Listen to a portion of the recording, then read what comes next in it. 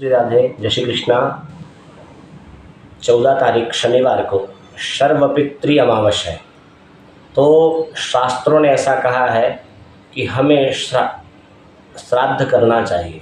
श्रद्धया इति श्राद्धम, जो श्रद्धा के अनुसार जो कार्य किया जाए उसका नाम श्राद्ध, अथवा श्रद्धार्थ इदम श्राद्धम, अथवा श्रद्धा दीयते यस्मात् तच्छाद्रम, जो हम श्रद्धा से अपने पितरों को समर्पित करें। पितर वो कहलाते हैं जिनका शरीर छूट चुका है, हम उन्हें जो भी समर्पित करें उसको कहते हैं श्राद्ध।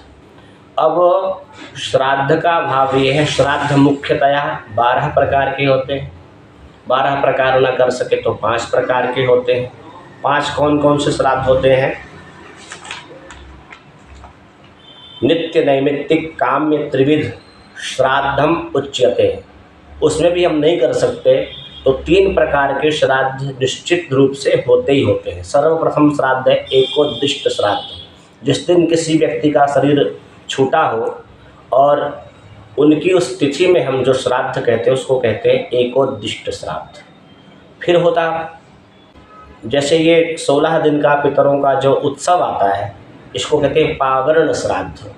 ये पावरण श्राद्ध में सभी पितरों का, जिनका हमें तिथि ज्ञात हो अथवा अज्ञात हो, नहीं मालूम हो, उसमें पितरों के निमित्त में जो हम समर्पित करते हैं उसे कहते हैं पावरण श्राद्ध। और तीसरा होता है नांदी श्राद्ध। जैसे किसी गृह प्रवेश में, हर्ष के समय, उल्लास के समय, किसी जन्म से के समय, जैसे कि भगवान कृष्ण का जब जन्म हुआ था तो नंद बाबा ने नांदी श्राद्ध किया था। जब भगवान श्री राम का प्रादुर्भाव हुआ था तब दशरथ जी ने नांदी श्राद्ध किया था। तो इस प्रकार से मुख्यतया 3 प्रकार के श्राद्ध शास्त्रों ने कहे हैं। अब जिनकी तिथि अज्ञात है, कोई एक्सीडेंट, शरीर छूट गया है, अथवा जिसकी तिथि नहीं जानी जा रही है, या जिसका कोई नहीं है, हमारे सनातन धर्म की सबसे बड़ी विशेषता यही है कि जिसका कोई भी नहीं है, जिसको आप जान रहे हो, उसके निमित्त में भी अमावस्या के दिन अगर यदि पिंडदान अथवा तर्पण कर दिया जाए तो उस व्यक्ति का मोक्ष हो जाता। शास्त्र ऐसा कहते हैं कि जो पुत्र पुन्नाम नरकात् त्रायते इति पुत्रः, जो नरक से जो त्राण करे, अपने पिता का जो त्राण करे उसको कहते हैं पुत्र।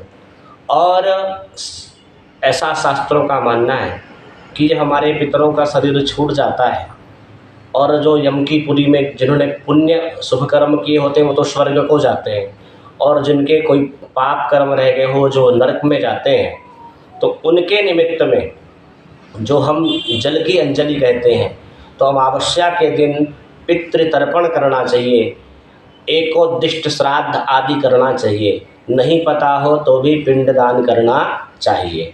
पिंडदान अवश्य करने का प्रयत्न करना चाहिए। पिंडदान ना कर सके तो तर्पण तो अवश्य करना चाहिए।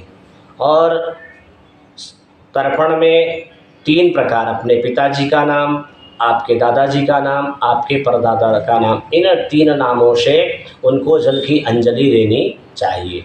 जल की अंजलि कैसे देनी होती है? सर्वप्रथम तर्पण में देव तीर्थ से जल दिया जाता है, ऐसे जल समर्पित किया जाता है, इसको कहते हैं देव तीर्थ। फिर होता है प्राजापत्य तीर्थ। प्राजापत्य अर्थात ऐसे देवताओं को ऐसे, ऋषियों को ऐसे, और पितरों को ऐसे जल की अंजलि, इसको कहते हैं पितृ तीर्थ। जल की अंजलि पितरों को वैसी देना चाहिए। इस प्रकार सबसे पहले अपने पिताजी के, दादाजी के, परदादाजी के, फिर नाना जी के, नानी जी के, नाना जी, परनाना जी, उनके पिताजी, इस तरह से इनका श्राद्ध करना चाहिए। फिर नानी जी, परनानी जी, फिर आपका कोई इष्ट मित्र हो, बंधु बांधव हो, बहन हो, अथवा कोई आपका नौकर आदि हो, उनके नाम से भी तर्पण आदि करना चाहिए।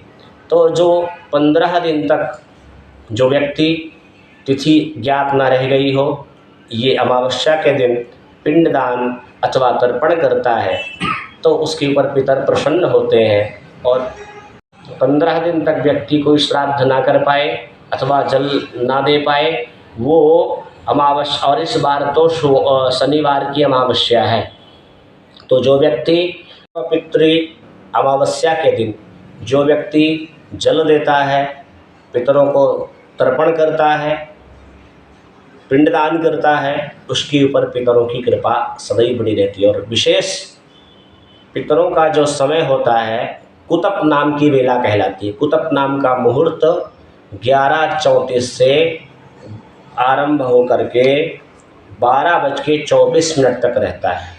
34 से 12:24 तक ही पहले तो पिंडदान करें, तर्पण करें, इस समय में ही करना चाहिए। इसके उपरांत ब्राह्मण भोजन आदि करवाना चाहिए।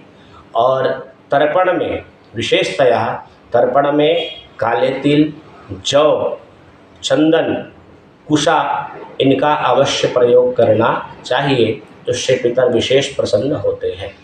इन सभी पितरों को जल मिले और पिंडदान करें।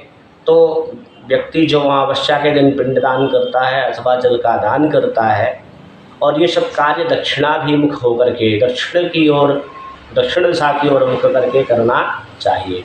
और सायंकाल हो सके अमावस्या के दिन तो दक्षिण दिशा में दीपदान भी करना, दक्षिण मुख करके, दीपक का मुख दक्षिण की ओर हो तो दीपदान भी करना चाहिए। शास्त्रों का ये विधान है कि जो व्यक्ति अपने पूर्वजों के निमित्त में तर्पण आदि नहीं करता है तो शास्त्र ऐसा कहते हैं, श्राद्धम न कुरुते मोहात् तस्यम रक्तम पिबन्ति ते। ब्रह्म पुराण में लिखा हुआ है कि जो पुत्र अपने पूर्वजों के निमित्त में श्राद्ध या तर्पण नहीं करता तो उस पुत्र का उसके पूर्वज रक्त पीते हैं। इसलिए और जो व्यक्ति शास्त्र के अनुसार जो श्राद्ध करता है उसके यहाँ शास्त्रों का ऐसा मानना पितृदोष नहीं होता, संतान की वृद्धि होती है। संतान मात्र और मात्र पितर ही देते हैं, संतान देने की क्षमता पितरों के अंदर है। जो व्यक्ति श्राद्ध करता है उसके पितर प्रसन्न होते हैं, जीवन सुख समृद्धि से भरा रहता है, पूर्वजों की कृपा बनी रहती है। तो आप सब अवश्य पितृअमावस्या के दिन